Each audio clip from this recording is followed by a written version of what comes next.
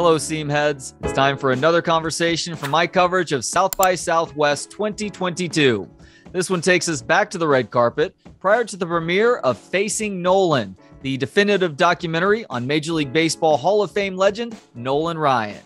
You're about to hear from the following people in this order: director Bradley Jackson, followed by Nolan's sons, Reid and Reese Ryan, and finally, the man himself, Nolan Ryan. I hope you enjoy, starting with director Bradley Jackson. So, are you from Texas? You from these parts? What's your backstory? Houston. Yeah, I'm from Houston, Texas. Grew up a lifelong Astros fan. Went to University of Texas at Austin. Made a bunch of films in Texas right after I graduated, and then moved to LA a couple years ago. So. Dude, congratulations. This is a huge deal. Obviously, you've worked yourself to a point to have this opportunity to get to document one of the greats. What was the biggest challenge for you in really starting to get this story told? I think the biggest challenge is the fact that he played for 27 years. So you got to make a choice of what story you're going to tell, and so picking.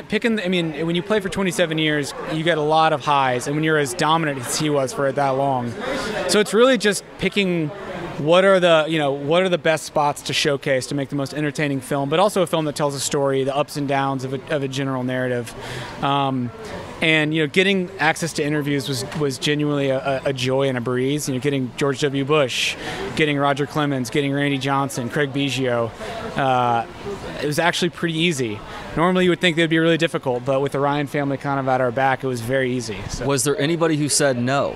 The only person, and we expected it, was two people. One was Sandy Koufax. He just doesn't talk anymore. I don't think he's interested in being interviewed about anything ever. And then the other one was, maybe it's a spoiler alert, but Robin Ventura. We tried. You know what? I get it, but at the same time, I'm also disappointed. We wanted to get him because we've heard he's a great guy. And that it wasn't, it's obviously he probably regrets it. It was a terrible business decision. Yeah, exactly. But so I was in Chicago for 6 years, and this was during the era where Nolan was still affiliated with the Astros, and he was the White Sox manager for several of those. Every time the Rangers and White Sox would play home or away, he would have to hear about it from the home crowd too. Yeah, I mean, and it's just one of those. We dive into the story. Don't worry, we talk about it. I hear there's some juicy details about the bottom of the pile that are going to be revealed. That's some stuff that I don't think anybody really knew, because it was the only way you could know it is if you were Nolan Ryan.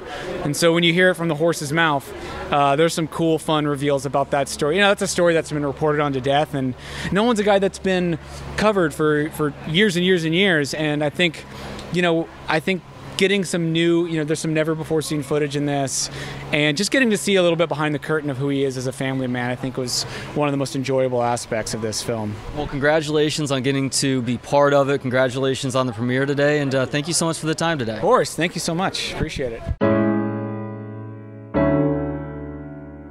Congratulations, guys. I'm so happy that y'all are here today getting to premiere this film at South by Southwest. Reid, just how long of a process was it for you in getting this made? So we really started it kind of right in 20, right when COVID hit, and we had some people over the years approach both Reese and I about doing like a 30 for 30 style film. Very exciting. And so Reese connected with Russell, right, first? That's right. So, Russell, we were getting a lot of inbound calls, and when Reid and I were visiting, trying to figure out who our partner was going to be, we wanted somebody that we thought would work well with Dad and function well with the family, and that was an extremely talented filmmaker, and we couldn't be happier with the guys we partnered with here. Yeah, I think the key to really getting the true Nolan Ryan to come out is, if you have a connection, Texas roots, baseball, and Russell and Bradley really had that, then I think he ended up getting a comfort level with them. They were around him quite a bit at the ranch and some family events and at the stadium, and so that bond was important. But really, we tackled this project because we had some time on our hands. I had left the Astros, and we felt like if we were ever going to do it, now was the time to do it, and we felt like it was the right guys, and we just had a blast. So it's really been since kind of March of 20. That's right. So almost 2 years later, we're here, and it's just been a whirlwind. Now, if I'm remembering correctly, your dad served as an unofficial assistant coach during at least one of your college careers, right? Or was he there for both of you guys? So both, my last year and then Reese's years at TCU. So what was Nolan like as a special assistant, Reese? You know, it was a lot of fun. So most people don't realize Dad never got to see Reid and I play baseball growing up. He retired Reid's junior year in college. Yeah. And so it was a lot of fun to have him around. It was an interesting dynamic, right? Because he'd coached me in basketball and we had this relationship. But when you're on the mound and trying to get out of an inning and he comes out to talk to you, he might be a little frustrated that I didn't have the ability to get people out that he did. But it was a lot of fun. Did he ever have to face a razzing from the away crowd? All the time. Tell him about Tommy Harmon. Yeah. Well, we had some good battles with Texas, but my favorite fan harassing him story was when we went to play A&M, and TCU's purple, and he's wearing this purple top, and he comes out to the mound, he's talking to me, I'm in a jam as usual, and the stands are chanting, and he goes, what are they saying? I said, they're calling you Barney. He's like, who's Barney? Yeah. I said, he's a big purple dinosaur. And he's like, walks off. Yeah. So I don't think he signed out of high school and went in the minors and then was in the big leagues. The college atmosphere he had never experienced till he got to be in the dugout with us. And as you know, it's unlike anything to have the Wild Bunch or A&M or Texas Tech fans rag you because they go deep in what was back then, before the pre-internet. Right? Yeah, they would find out everything. So it's fun. No doubt. All right, last question. Of course, this is all about guys facing Nolan, but one of the most infamous moments from his career, one of my proudest moments as a Texas Rangers fan, was Robin Ventura making a very poor business decision to come out to the mound to visit your dad after an inside pitch. What was the reaction from the two of you? I don't know, maybe you were at the game, or if not, just when you saw it for the first time. I was at the game, and it was an awesome experience. I mean, it's unfortunate how it turned out, but I mean, just the atmosphere and the fact that he stayed in the game and came back and won. It was really kind of a pretty unbelievable story, but it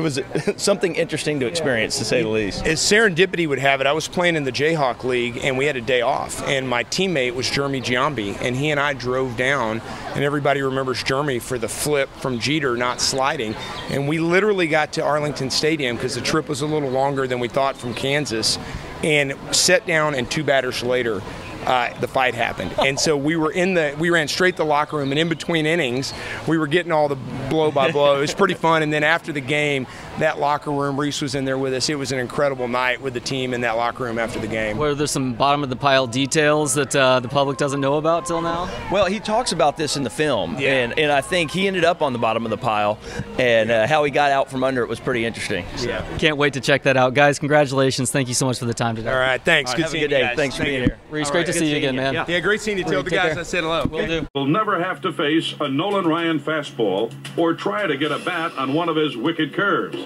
But we thought you might want to actually feel the heat. So he rigged up a special Ryan cam to let you experience the sensation.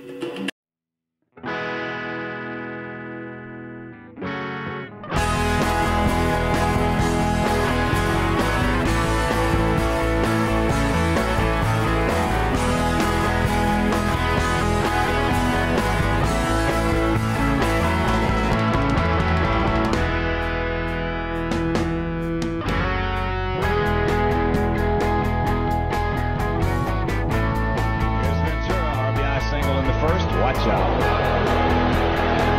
Look at this.